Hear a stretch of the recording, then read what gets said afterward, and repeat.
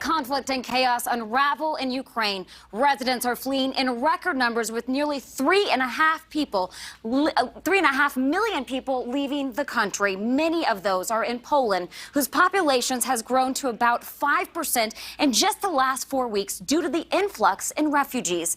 That's where we find correspondent Robert Sherman, where he is tonight, joining us. And Robert, you got a first-hand look at a refugee center. How are the spirits of Ukrainians there? And it wasn't just a refugee center, Kelsey. It was the largest refugee center in Warsaw. You can see it on the faces of people as they have traveled hundreds of miles in many cases, long journeys behind them. Many of them are leaving behind some of the most war-torn regions of Ukraine.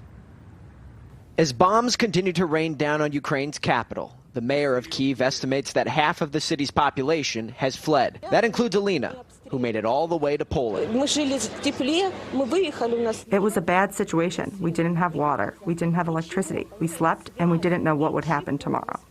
Elena is just one of the more than 2 million Ukrainians the UN estimates has fled from Ukraine to Poland.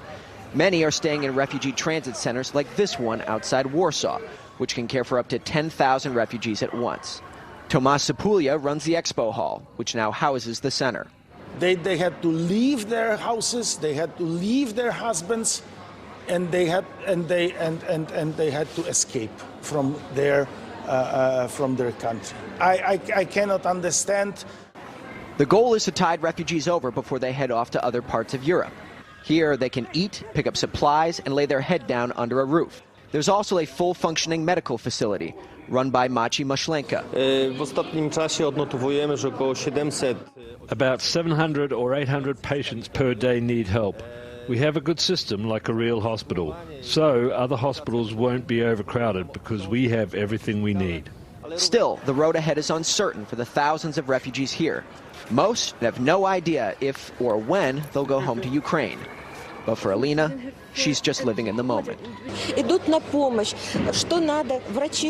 We are so grateful because there's everything we need. We have food, we have medical care. Everything is good here. Thank you to other countries for helping us. Pretty staggering number, Kelsey, from the UN. About 10 million Ukrainians have been displaced from their homes due to the war. That number is expected to continue to climb.